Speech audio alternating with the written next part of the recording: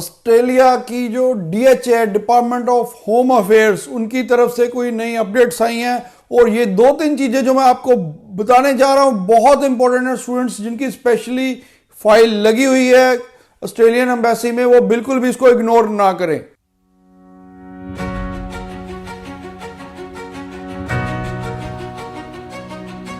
Bells Overseas, the sound of your future. Hello everyone, मैं Kapil Bhatia bells overseas से। Bells overseas से आप किसी भी कंट्री की स्टडी वीजा असेसमेंट करवा सकते हैं 6292062920 पे कॉल करने के बाद। तो ऑस्ट्रेलिया में डिपार्टमेंट ऑफ होम अफेयर्स है, जो कि आपको पता है कि वो सारी गाइडलाइंस इशू करते हैं, उन्हीं की गाइडलाइंस के अकॉर्डिंगली आपको वीजा ग्रांट होते हैं। तो उन्होंने कुछ इंस्ट्रक्शंस दिए हैं। पहले इंस्ट्रक्शन क्या है, फाइनेंसिस को लेके उन्होंने कहा कि चाहे आप लेवल 1 इंस्टीट्यूट में अप्लाई कर रहे हैं या लेवल 2 में भी कर रहे हैं, तो भी आपको अपने सारे फाइनेंशियल डॉक्यूमेंट जो आपने यूनिवर्सिटीज को दिए हैं वो सारे डॉक्यूमेंट्स आप एम्बेसी को भी प्रेजेंट कीजिए, यानी कि एम्बेसी में भी लगाइए। और जो स्टूडेंट्स अगर एम्बेसी में नहीं लगाते तो उनका रिजल्ट्स नेगेटिव भी आ सकता है। दूसरा कि आप अपने फंड्स को बिल्कुल भी मत छेड़िए। अगर मान लीजिए आपने 30 लाख कराया तो हो सकता है आप 2 लाख बीच में खर्च दे, ऐसा बिल्कुल मत करिए।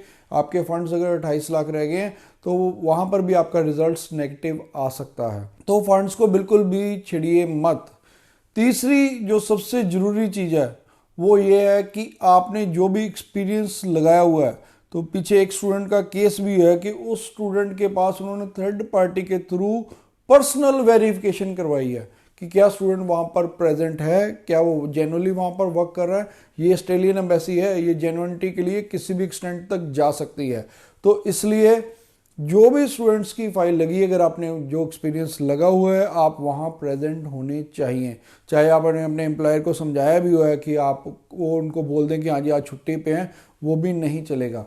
क्योंकि अगर आप वहाँ पर छुट्टी पर भी हैं तो भी वो उसको नेगेटिवली कंसिडर कर रहे हैं। और उस स्टूडेंट की रिफ्यूज़ल आई थी जो उस दिन पे उसके एम्प्लॉयर ने बोला भी कि वो छुट्टी पे है, तो भी वो ये मान के चलते हैं कि कहीं ना कहीं वो जेन्युइन वर्क एक्सपीरियंस नहीं है।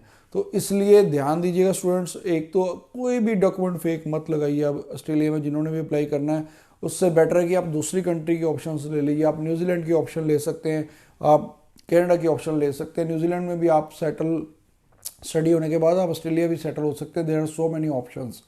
तो वो आप अपना कोशिश कीजिए ऑस्ट्रेलिया में जितने भी जेन्युइन डॉक्यूमेंट के साथ और जिनके विद सोर्स, जिनके पास फंड्स हैं और जिनकी पेरेंट्स की इनकम टैक्स रिटर्न्स अच्छी हैं, वही सिर्फ अप्लाई करें। दूसरे स्टूडेंट्स को मैं कहता हूँ कि आप सेकंड डेस्टिनेशन की ऑप्शन ले लीजिए।